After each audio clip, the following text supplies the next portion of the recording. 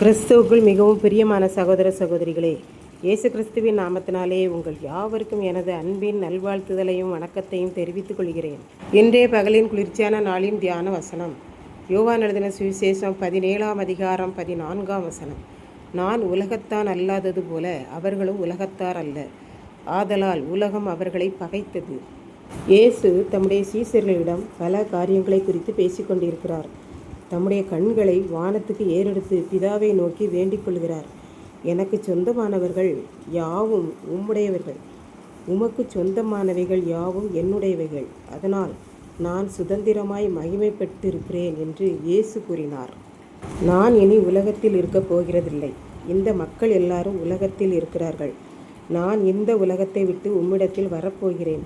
பரிசுத்தமுள்ள பிதாவாகிய தேவனே, நீர் எனக்கு சொந்தமானதை இந்த மக்கள் எல்லாரும் நாம் இருவரும் ஒன்றாயிருக்கிறது போல இவர்களும் ஒன்றாயிருக்க வேண்டும் என்றும், நீர் இவர்கள் எல்லாரையும் தீமையினின்று விலக்கி காத்து கொள்ள வேண்டும் என்றும் உம்மை நோக்கி நான் வேண்டிக் கொள்கிறேன் என்றார்.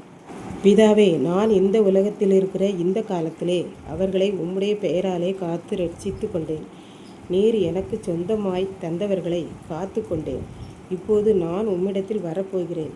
இந்த பூமியில் இருக்கிற மக்கள் யாவரும் என்னிடத்திலிருந்து சந்தோஷத்தை பரிபூரணமாய் அடையும்படி நான் இந்த உலகத்தில் இருக்கும்போது உம்மிடம் வேண்டிக் கொள்கிறேன். நீர் எனக்கு சொன்ன வசனங்களை, வார்த்தைகளை நான் என் மக்களுக்கு கொடுத்திருக்கிறேன்.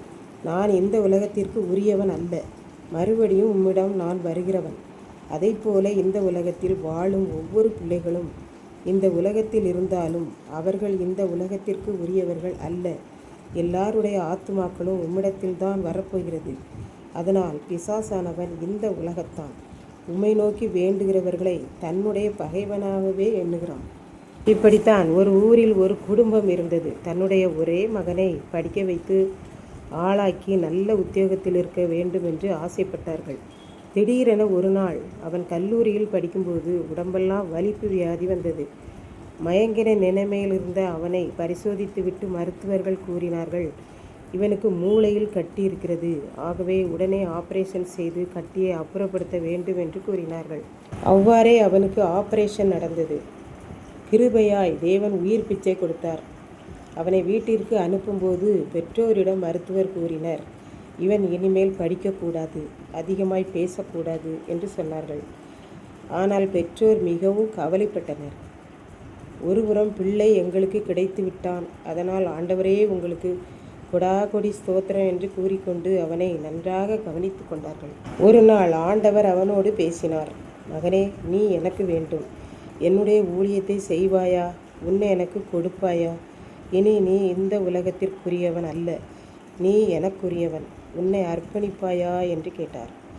அவனும் சரி ஆண்டவரே என்று கூறி இன்று வரை அனுதினமும் பல மணி நேரங்கள் ஆண்டவரை பற்றி மக்களிடம் பேசுகிறான். அவனுக்கு ஒன்றுமே செய்யவில்லை.